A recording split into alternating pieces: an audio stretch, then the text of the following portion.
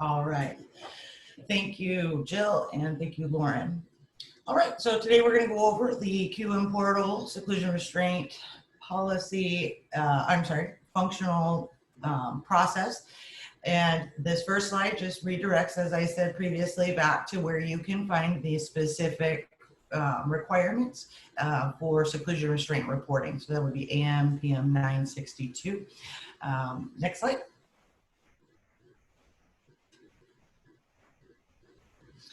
All right.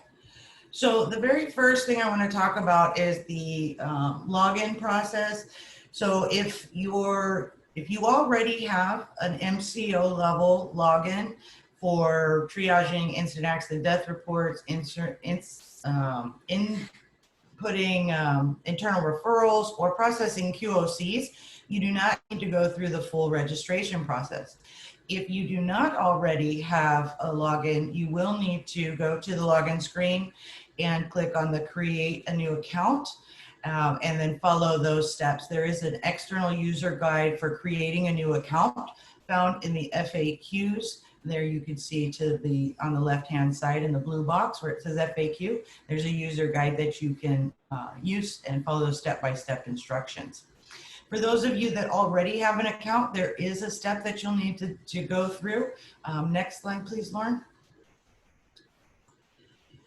In your user authorization section, so once you've logged in, you can hit your user admin button and it'll show you your profile. This is where you would update your email address, any other information that may change over time. This is also where you select your user authorization. So most of you that have an MCO user ID already are selected as an ID reviewer or an investigator, something of that nature. You would just need to click on the seclusion and restraint as the arrow indicates there, and then the update authorization. Now, the authorization doesn't happen immediately. Your MCO master account holder will receive notification that you've requested this as an additional function, and they'll have to approve it before your account updates. So those of you that are master account holders, make sure that your folks that need this are identified so that you're able to quickly accept or change those user authorizations. All right, next slide. Once you've logged into the portal and you have the SAR Seclusion and Restraint function as one of yours, there's a little bit of a change. We used to just have the create that would take you to the IAD or IRF depending on your role.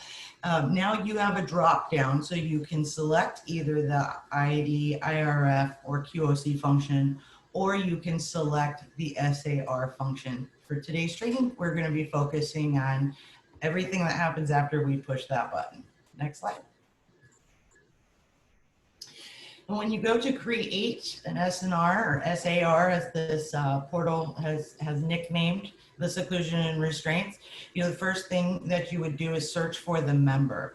So this process begins after the provider has submitted the individual seclusion restraint report to your plan.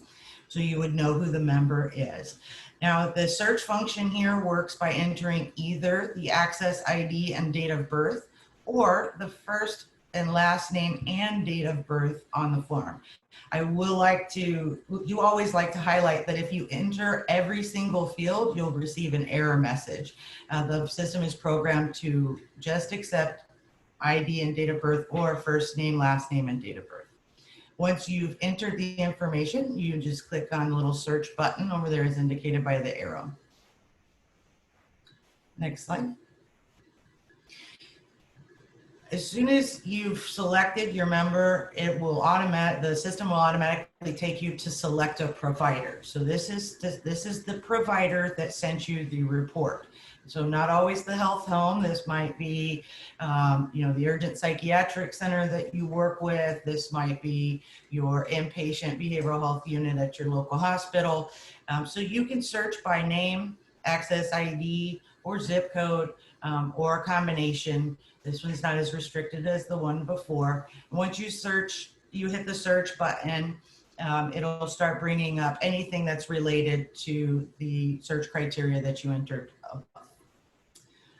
Okay, let's just pretend here that we're selecting LifeWell here, and so you'll see that once you select the provider, the system will take you to the first page of the SAR.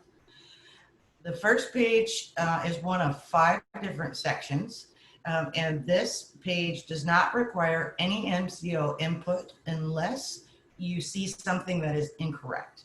So the system's going to draw information from our PMMIS system and generate it. If the system does not recognize that this member is enrolled with BDD, it will auto-populate as no. If it does, it'll auto-populate as yes. If you have conflicting information, you can override this. The one note is the plan. Because this is an MCO level entry, as soon as the plan is altered, if you are not connected to the plan you select, you will no longer have access to this report. So this will auto-populate to you because you're entering it. It will double back and make sure that the member that you entered was yours. So it should be pretty accurate. But all of the fields here are just for your review, and if you have any information that you would need to override, you can, which is not necessary if it's accurate. And by selecting save, you will have completed that and you'll be prompted to go to the provider information. This page again is a view only. So we selected LifeWell when we were searching for a provider, and we get an opportunity here to see if that is actually accurate, make sure that we've got the right address and contact information out of the PMMI system. No MCO entry here. Next slide. This slide is really crazy. I know it's hard to see right now. So over the next few slides, we're going to break this down into sections. This section is where we will be doing the bulk of our entry as an MCO. It's not super extensive. It looks like it, but as we walk through it, you can see we've made it as user-friendly and minimally as administratively burdensome as we possibly can. As you may remember, and again, I know some MCOs have operationalized the requirement differently. The AMPM 962 used to have 2 attachments. We had attachment A, which was the individual report, and then we had attachment B, which was the summary report. So as we move through these next few slides, you'll see that most of this information was already being moved from the individual report to that attachment B summary report. So next slide, Lauren. So we've cropped this one down to the top of the 3rd page, the event details. So entering the date, the start time, and the reason. So danger to self, danger to others. You can see by the little gray box to the right which of these fields has a drop down. So it's very easy just to select either DTS or DTO on that top section. The next section is the type.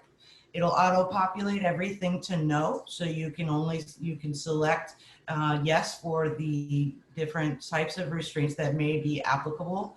So we would say, let's say this was a seclusion event, we would change seclusion from no to yes. And the treatment center setting will try and auto-populate from PMMIS for you, but it can be altered based on the observation and inpatient settings that you might need to choose from. If everything's correct, you can move forward. The next section below for the duration is only mandatory once you select what type of restraint you've used, or seclusion. So if you only selected yes for seclusion, you'll only need to put the number of hours and minutes for that box to move on. If you left no for seclusion and just did restraint, it'll let you decide whether you're going to enter it as a mechanical or a physical restraint. Next slide. These slides are type fields mostly. So the RX description, this is where you would type in if any, what the particular prescription was given during the event. If there was an injury, you will be required to notate the nature of the injury. If there was not an injury, there's no reason to type in this nature of injury field. And then the name and title of the person authorizing the event. This is the name and title of the clinician that ordered either the seclusion or the restraint at your provider facility. So it should be listed on your individual seclusion and or restraint report that you received from the provider. This is a text field to allow for unique names and titles. And I've never seen one that would go over the maximum number, but I don't really remember what the maximum number for the text field is. I know the user guide does tell you, and we do have a link to that at the end of this presentation. Next slide. Once the event information is complete, you will be brought up to the 4th page, and that is the attachment section. This is just where you would browse and attach the file that was sent to you. So the individual report, seclusion restraint report, or attachment A, as we call it. Once you hit the browse button, you can select the report, you can open it and view it, make sure it's the right one, and then you can upload the attachment by clicking on the upload attachment button. Once you have uploaded attachment, it will appear below the upload attachment as shown here in the screenshot. All right, next slide. This is what it looks like when you are browsing. And as you can see below the upload attachment, there's nothing listed because nothing's been attached yet. So you would attach and then you can see it below. Next slide. After an attachment is added, you'll be taken to the review page. This is the final page. So not a whole lot of activity here other than searching for open affiliated incidents. An example of an open affiliated incident would be if an injury had occurred during the seclusion or the restraint, and there was an affiliated incident accident death report or a QOC in progress. So to search and make sure that your provider's already entered one of those, you would hit on the search open affiliated incidents. And next slide, please, will show us what that looks like. Any IAD, IRF, or QOC that's in the system on the IAD, QOC, IRF side will populate here. It doesn't, the system isn't able to tell you that this is the specific report. So you have to actually look at the report and make sure it's correct. So the tips for that would be just the date as the first one. So you would, in the very first view, you'd open it up and you say, okay, this incident or this seclusion and restraint report that I'm entering happened on 6/26/20. And you can click on the case ID number at the top there as shown in this picture. And the PDF version of that IAD will pop open and you can see, is this actually the affiliated event? So if this were the report that the provider entered to document the injury that happened during the restraint, you would link the case. So on the right side of the screen, you would see the blue link case button. So we're going to say that this is the one. So we'll click in the link case and move down to the next slide so we can see what that looks like. And once the case is linked, it is viewable under the search button. Okay. Sometimes you have more than one. I don't know, usually you guys have dispositioned those out as duplicates by the time the triage for the seclusion restraint actually happens. So that'll be up to your process on how you want to attach these. If there were not an appropriate IAD opened by the provider, so let's say that in your triage process of the report, the seclusion restraint report, you noted that the member was injured. And then you search for affiliated reports and you do not see an incident report that matches that incident or that seclusion restraint. So there's nothing that the provider did documenting that the member was injured. You are able from this screen to open a new affiliated incident. You can do it before or after selecting one.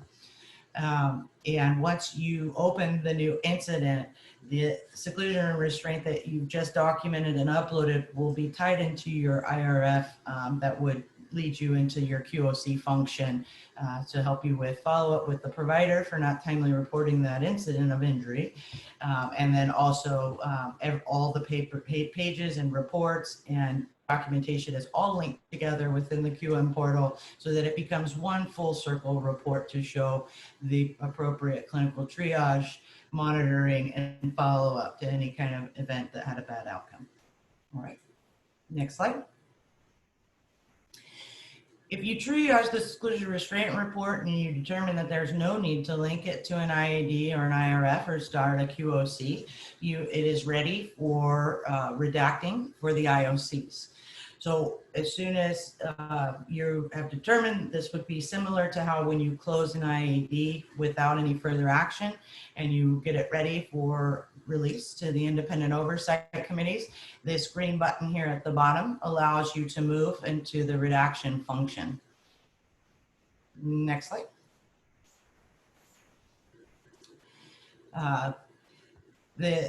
Again, this moves directly into the redaction tool that you use for the incident, accident, death, IRF, and QOC processes for providing these reports to the independent oversight committees.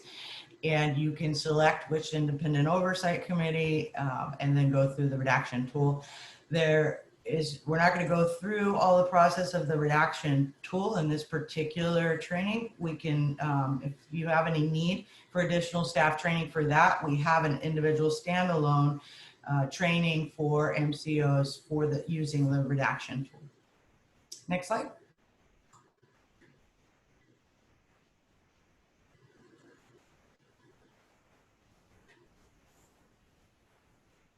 Looks like we have a extra slide got moved in there. I'm so sorry, Lauren. Can you move on to the next slide? All right. Oh, actually it didn't. I'm sorry. It's a duplicate because there's another function. I apologize. So the other functionality of the Seclusion and Restraint portal is the search function that can be used for tracking and trending. So you would go back to your home screen, and instead of creating, you can use the search drop down and select SAR. And then the next slide. Thank you, Lauren. The search page is used on the other side by the independent oversight committees and the Office of Human Rights to track and trend based on providers' reports, type of reports, prescribing clinicians, and so on and so forth, many different functions depending on which IOC and OHR, what we're looking at that point in time. So this gives you an opportunity as a health plan to use that same functionality to create your own tracking and trending and doing some follow-up with your providers. You can either choose to enter specific categories, reasons for events, treatment setting, whether or not it was a restraint or a seclusion, or you can enter nothing at all and just pull all reports that are related to the health plan that you're associated with as the user. Next slide. Once you've decided what criteria you're going to enter and hit the search for cases, the cases will drop down and be visible below, as you can see pictured here. You have the option of exporting to Excel, which we'll look at in a second on what that looks like, or you can open an individual report. So right from this screen, you can open an SAR and double check it or QA it, whatever your process is as a plan. And so you could, depending on what you need, there's some varying functionality here. But what we primarily use it for is for the export function to create a tracking and trending report. Next slide. Once you hit the export button, a report will populate, and it kind of gives you just that summary. This one looks active because we're using test data, but there are multiple plans on the call, so we had to redact. But on your side, on your end as an MCO, none of these boxes would be blacked out. You'd be able to see all of this information. It's fairly extensive report. You can sort it by any of the columns and make sure that it meets the requirements of your tracking and trending that your plan has set up. And the only other note on the report is it comes out as an export file. If you want to save it for later, you need to change the type of file that it's saved as. So when you file save as, you want to make sure that you are also selecting Excel and changing it out of that export function. When the portal times out, the export link actually closes down, and so the report will be useless to you because the path shuts down. So just of note, for future use, or if you're going to use it for tracking and trending or exporting to somewhere else, first save it as an Excel document, and then you can manipulate it and use it as you need to. All right, The final slide is just a resource link. So next slide. These are helpful links when we send this presentation out to all of you. You'll be able to click on those to look at AMPM 962, the QM portal login screen, of course, the SAR user guide, which you can choose to use that to train your staff if needed. Again, the document redaction user guide, you can self-train on that, or you can request that individual redaction training. And then the QOC user guide is also listed here, as often these end up being attached to a QOC. So we do have a couple questions, DJ, and I'm just going to go through them, and you may have answered them, but I wasn't sure. So the first one from Angela, are we going to have all reportable incidents differentiated as the S and R? I'm not sure I understand the question. Angela, if you want to unmute yourself and ask the question, feel free.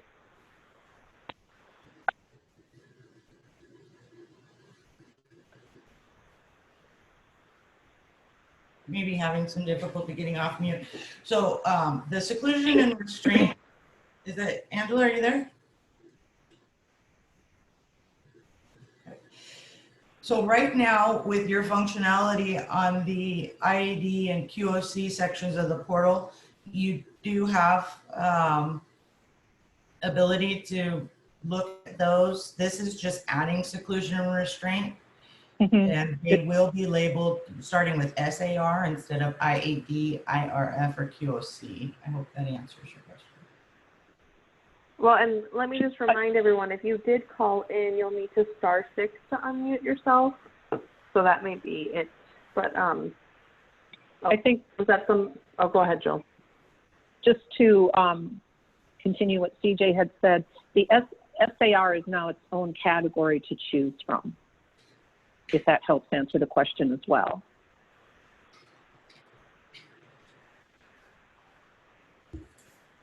All right, well, thank you. We can always come back to that. We have more than enough time. The next question in the queue is, oh, again, the SAR is its own category now to choose from.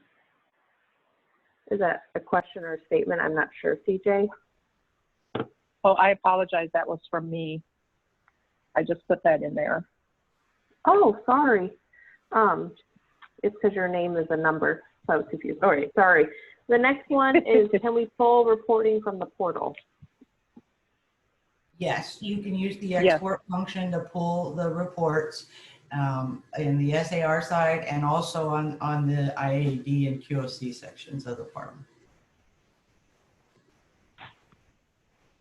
Perfect. Thank you. The next one, again from Angela, saying, but will other types of incidents, examples being death, AWOL, etc., also get their own tab in the dropdown?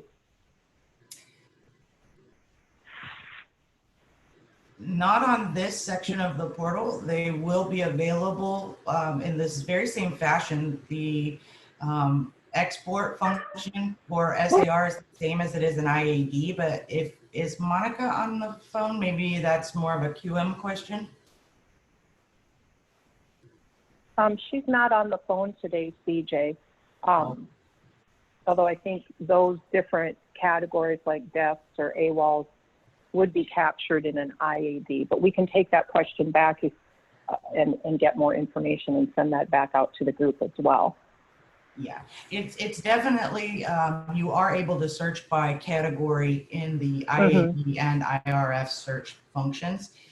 But for this particular platform, the SAR search won't pull those in addition to your IAD. So if you're on this screen, you'll get SARs. And if you're on the IAD IRF screen, you'll get those. Hopefully that answers the question. Is that accurate, Jill? Yeah. And I do see there was one more question about when this will go into effect. We're not expecting you, Lauren, did you want me to read that, or did you want to read that? Yeah, go ahead. You're good, go. It says, will we need to enter past SNR reports, or will we be working with 10/1/20 onwards data? This will go into effect on 10/1/20. So it's my understanding that we would, you know, expect this to be entered 10/1 and forward. All right, and then we have another question. It says, once the data is entered into the portal by the health plan, the data elements indicated on the monthly summary report templates will be downloaded into the redacted and non-redacted summary reports for the month and deliverables.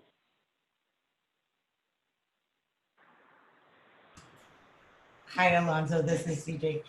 Yeah, once you have completed the process, as we've just walked through it, you will no longer have to do a new summary. It will be available in the portal, including your redacted versions that go to the IOCs and your unaltered versions that are viewed by OHR. Does that answer your question? So Jay. Yes, okay. He's happy about that. Yeah, this process will eliminate the need for those SharePoint uploads and that manual redaction and all of that process that your teams have been working on. Absolutely.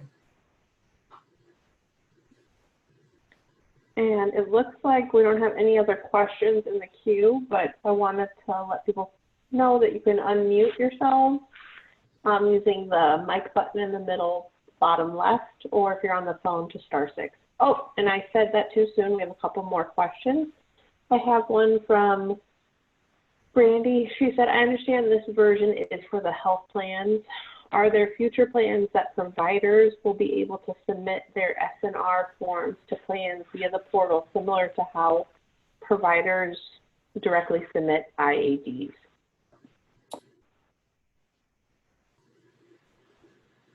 You want me to take that one, Jill? Sure, go ahead, and then I can add to it. Okay. So as of right now, we built this as an MCO platform because it's replacing the current SharePoint. Future requests to transition it out to the providers, I think we probably need to do some more provider forums. I know that in 2016, when we started talking about moving this function from the current format into a portal-facing project, there was some robust feedback from some of our providers that are authorized to perform seclusion and restraint based on their ability to access technology. I'm assuming that a lot of that has been cleared up, but to answer your question, we would love this to be as point in time as possible.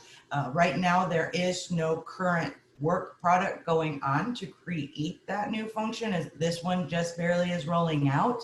But that's definitely a good recommendation that we can take back. And I'm sure Jill and her team are looking into best practices for that as well. Yes, and I just wanted to thank you, CJ. I just wanted to say too that that's good feedback to take back, exactly what CJ said, and we will take that back to the clinical team. And right now, we don't have a plan for that, but it's very good information for us to have for discussions moving forward.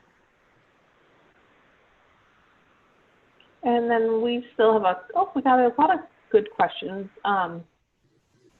Sorry. Can a SNR report that has been entered be deleted after entry if we realize a duplicate has been entered?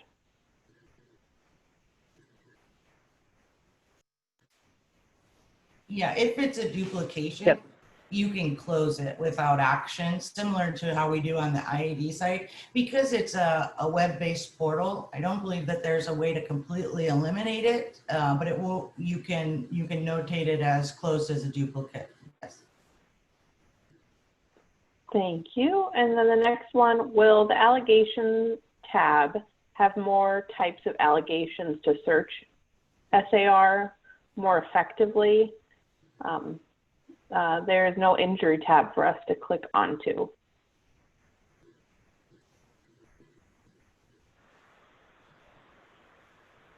So I think you're able to.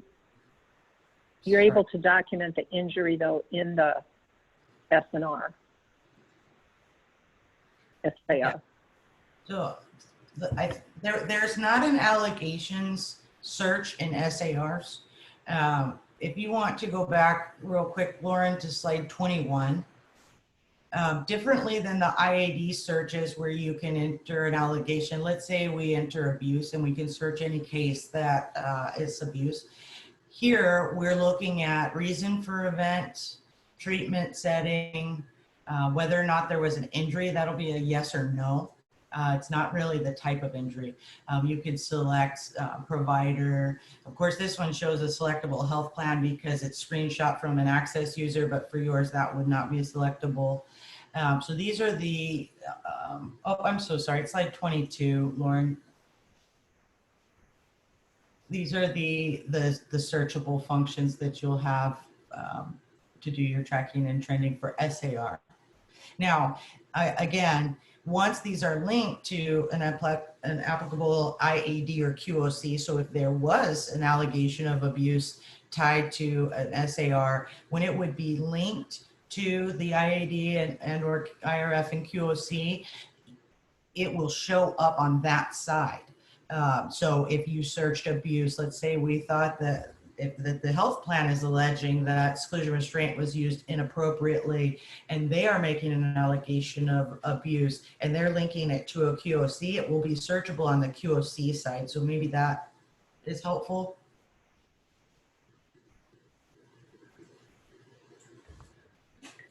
All right, let's see. If you have other questions, feel free to unmute. I'm just going to keep going through. So the next one's from Shannon. I assume we attach the monitoring documentation to the SAR report as well. Also, we no longer have to submit the summary aggregate report listing all the cases of the SR for the month. Yes, Shannon, that is correct. If there is a monitoring form attached, you can attach it. You can attach it as a single attachment with the individual report or a secondary attachment. There's no limit to how many attachments that you add to your SAR. And then you are correct. You will no longer have to submit the summary because Access will be able to pull it from the search screen internally. So that eliminates that need for you to submit those to us. And then the next question is, once 10.1.20 happens, will DD/QMU need to continue to do oversight of the seclusion and restraint? And if so, how and what would we need to send to Access? That one is more of an operational question, I believe, but I'll try and answer it pretty high level. DDD will have their contractual requirements to provide health plan oversight to their members that are AHP, I believe, and then for your subcontracted providers, they can utilize the portal as an MCO, and you would provide agency style oversight. I would suggest though that you, the DDD, if there are questions regarding the difference between your agency role and your MCO role, that you request an individualized meeting since that's specific to you and doesn't really apply to the other MCOs on the training today. Jill, did you have anything to add to that one? No, you covered it well, CJ. Thanks, CJ. We have a couple more. We have providers that submit late reporting outside of the 5-day time frame. Can that be captured? Absolutely. Yes. You have some options with the portal. You can document that through the IRF QOC process, but the date of the incident and the document date are searchable when you pull the report, and you'll be able to see that for tracking and trending on certain providers. So if you have a unit that is doing the triage from a clinical level at the input, and then you have another QM unit, maybe as example, that's looking for those contract requirements that you've established with your providers so that you meet your contractor requirements, they can use that search function to identify which providers are not making timely reports. That's a good one. Yep, all good questions. Thank you. Yeah, and then the next one is, If a plan receives reports but needs additional information, are we able to go into and update the reports in the portal? Yes. Yes, All right. Well, we it answered at the looks same like, time. Thank you. yeah, it looks like we are all caught up on the questions. If I missed one by chance, feel free to put it back in the chat. Or if you want to unmute and ask a question. Jill, was there anything else that you wanted to add? No, other than if you do have questions that come up after our meeting, please feel free to send those to CJ, Lauren, and I, and we'll get those answered. Or you know, you can send them to myself and CJ, and we'll get those answered. Just want to ask one more time if there's any other questions that we can respond to today. We may be giving you back some gift of time in your day today. So any other questions? There's one more. Can you demonstrate? I'm sorry. Yeah, hi, this is Rich King from United Healthcare. I just had Hi. a quick question. Hi. I wanted to confirm, so after October 1st, when we start using the new MCO platform, we're still going to be entering the September SNRs through the SharePoint upload. Hi, Richard, this is CJ. Yes, your requirements for contract year ending September 30th will require you to follow that same process and finish that out with the October deliverable. But starting October 1st, your new reports that are coming in will be entered here. So the September reports that are due to access in the middle of October will still be due because they're for the previous contract year, and these requirements don't take effect until 10/1. Thank you. And then we did receive another chat. Says, can you demonstrate reporting for late time frame? You'll be, well, let's see if I capture it on the slide 20. You want to look at slide 24 there for me, Lauren? Basically, there's not a function that will allow you to look for, was it reported late? You would have to use the report pull function, and you can see the event date on this screenshot, but there's also a column that is the document date that shows the date that you entered it as a plan that can give you that. And then individual follow-up with providers that aren't meeting your deadline. This portal isn't designed to highlight that because you all have different negotiated contracts with your provider networks. So this is more high level, and what we look for on the access side when we're triaging for timeliness is your contractor's requirement. So since this is only contractor facing right now, you can use the print to Excel function, this reporting tool to find them, but the portal itself does not give you the tool to follow up on that. Hi, this is Shirley. That was my question, and thanks for your answer. So the SAR created date is actually the date that we put it in the portal? Yes, ma'am. Okay, so it's not the date that we received it. No, it's not. It's the date you put it in the portal, and based on your internal process to meet your 3-day deadline for the access requirement, you'll be able to see, like, if you entered it on the 29th, but this event or this one, for instance, the second one, it was entered on the 26th, but the event actually happened on 6/1. If you look at columns B and M, you can see that that's a really long spread. So you can follow up internally with your clinical triage team, and make sure that you guys processed it timely, and then follow up with that provider if it was because you didn't receive it within the mandatory time frame. Thank you.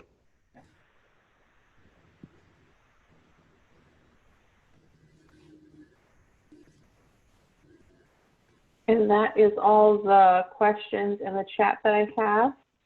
Want to give one more second to see if anybody wants to unmute and ask a question before we adjourn. And again, if you've called in on your phone, it's star 6 to unmute.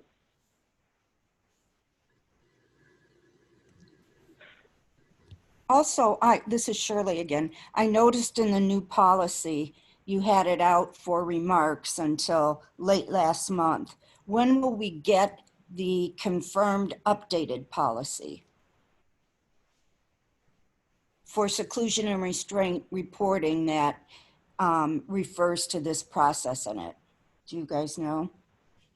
I believe that it is scheduled for release on 8/1.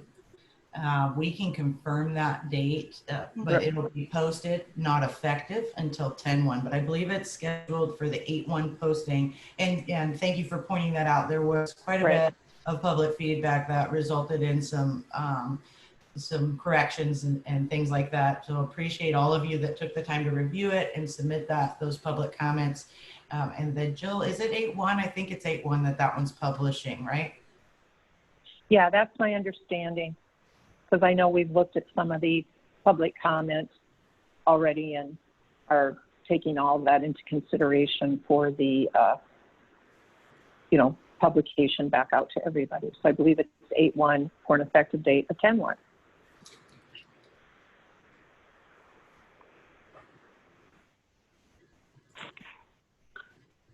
All right, it looks like we don't have any more questions in the chat, and no one else is off of mute. CJ or Jill, do you have any other last minute comments? Just thank you for your time today. And if you do have any questions, please be sure to reach out to us. And then we will send out the slide deck after the meeting to the attendees today so that you can look at that and talk to your teams. So I see one more question. Are we able to enter a report into the portal if they do not have an assigned access ID? And I believe you would need to have the access ID in order to be able to enter it. You'd have to search for the person. Am I correct there, CJ? Yes, yes. Yes, you'd have to have that ID. Diane, would you mind unmuting and talking through that? Are we talking about some of your members that you get under the crisis from some of our urgent psychiatric centers, maybe?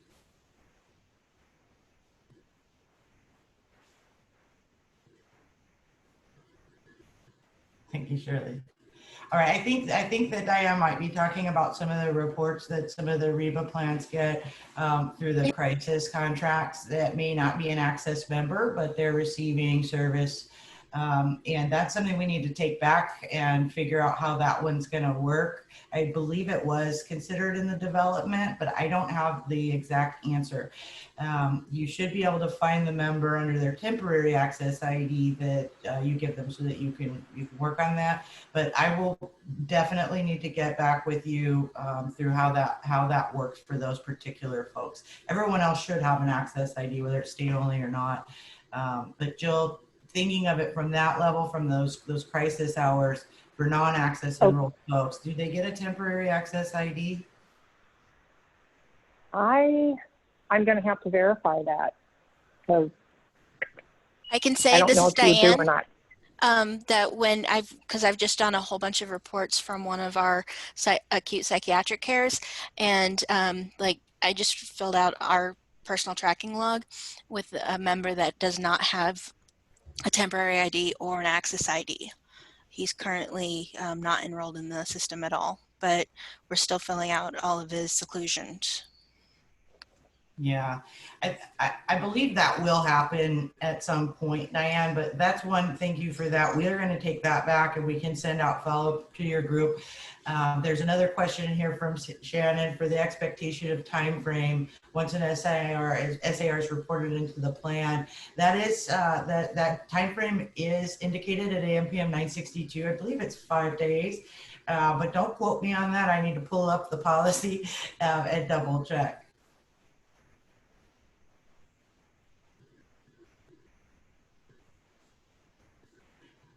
I see another question here from Alonzo. If Mercy Care receives an SNR report on a member that is enrolled with another health plan, so the crisis episode, Mercy Care will not be able to enter this. You can enter it, Alonzo, as your plan for during that time frame. As far as I know, and it will remain yours. So that one wouldn't be, if you enter it, the other plan won't be able to see it. So that's kind of the functionality limitation here for those crisis folks. But you are able to enter it once you search the member. And if the system lets you see the member, you can enter it, but the other health plan would not be able to reference that or view it.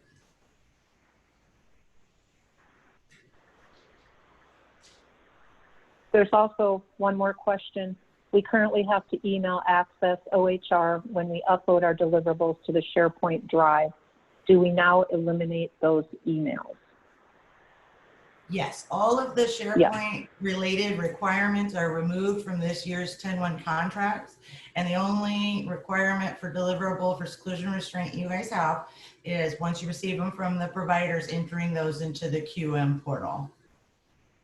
So the emails too, they go away as well.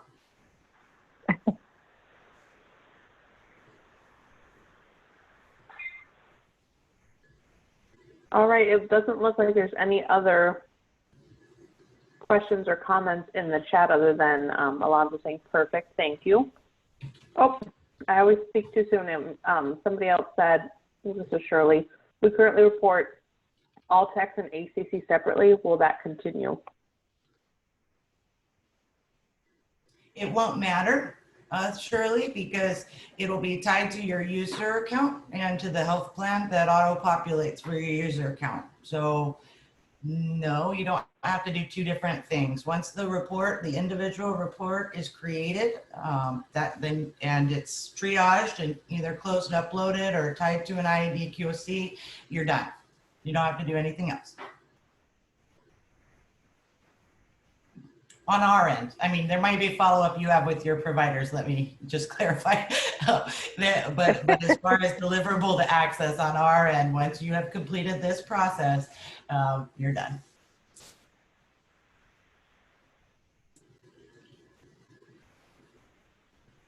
All right, I don't have any other additional questions or comments in the chat. So again, I just want to reiterate, feel free to send questions to Jill, CJ, and myself, and we will get you a response if you think of something after this meeting. And Jill, are you okay with ending? CJ, is that all right? Yes, I'm okay with giving people the gift of time. So, yes. Well, have a wonderful day, everyone, and thank you for joining us. Thank you, Thank you, everyone. Have a good